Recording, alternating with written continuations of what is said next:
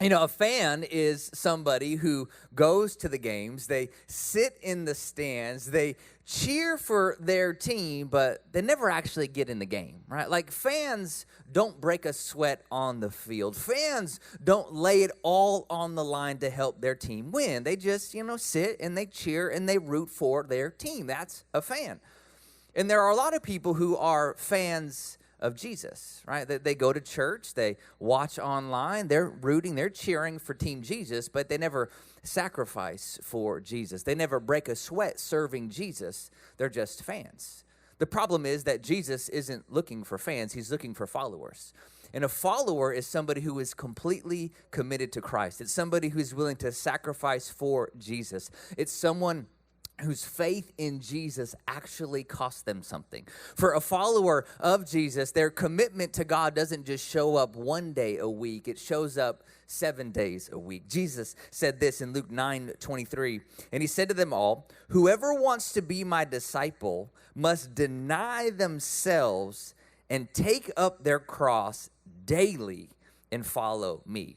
See, being a fan is a once-a-week event, but being a follower is a daily decision to deny yourself and take up your cross. When you're a fan, you go to a place, whether it be a stadium or a church, once a week, and you cheer for your team, but being a follower is a daily decision to deny yourself. And I think that the best symbol for a fan is this lazy boy chair right here. And of course, you can't have a lazy boy without a Snuggie, right? So we got the Snuggie. All right, I got my Snuggie here. See if I can get in this thing. It's upside down. Thank you, Brent, for putting it together upside down there. All right.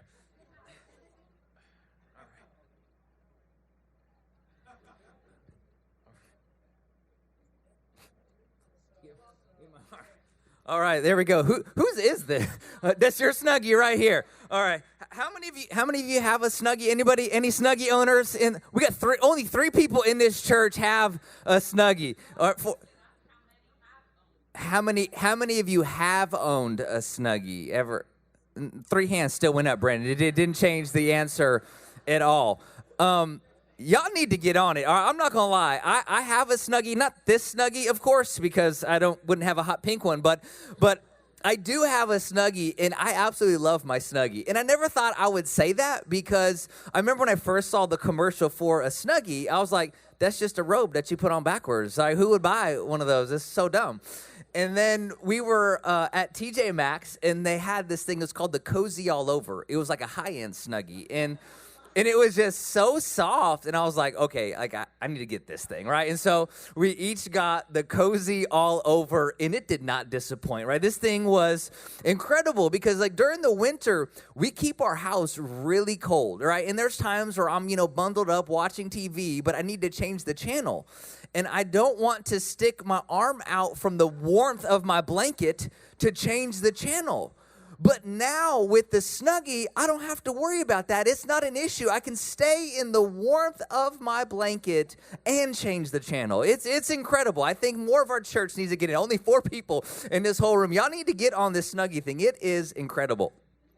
But I think that this best represents a fan, right? Because fans stay in their comfort zones, right? Fans only do what is easy. They never deny themselves. They never sacrifice. They're never, inconvenienced for the cause of Christ. They believe in Jesus, but their wants and their desires are still in the driver's seat of their life. And so I think that this is the best picture of a fan. Now, I got to get out of this because I don't think anybody is taking me serious as I'm trying to talk wearing a pink Snuggie in this chair right here. I'm all trapped up in here. Okay, there we go.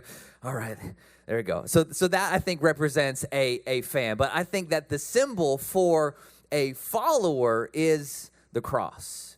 And see, at the center of Christianity is the cross. And over the years, the cross has become an architectural feature in buildings or a piece of jewelry, but the cross is an ancient symbol of death. And so the call of Jesus to take up your cross is essentially the call to come and die.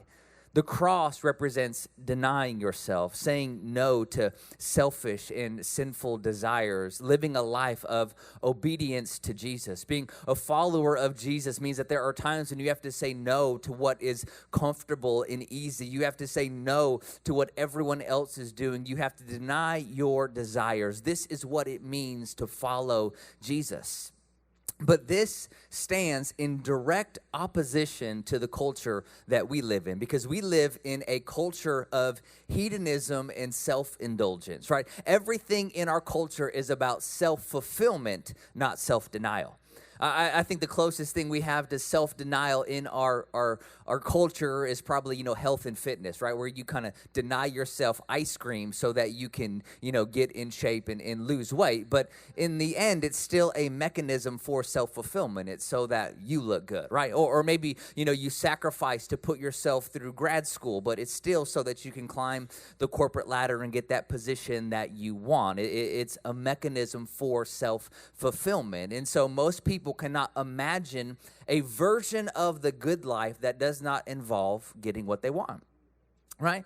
And so we live in a culture that believes that nothing should stand in the way of what I want, and anything that does is a form of oppression. And so our culture screams at us to be true to yourself, to follow your heart, to live your truth, to let your desires drive you to happiness.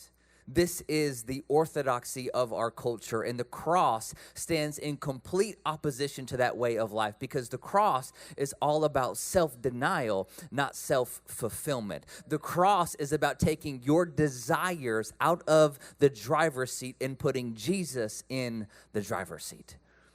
Now, the cross as a way of life sounds very difficult, sounds very painful. So why on earth would anyone choose the cross? I mean, if you're given a choice between the lazy boy chair and the cross, the obvious decision would be the chair, especially if it comes with a pink Snuggie, right? It's the obvious decision. So why should we choose the cross?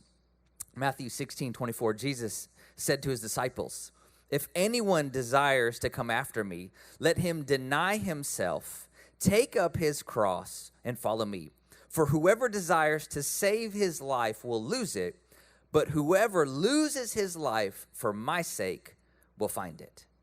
See, Jesus isn't giving us a command here. He's showing us the way life works. That if you try to save your life, you'll lose it. But if you lose your life for his sake, you'll find it.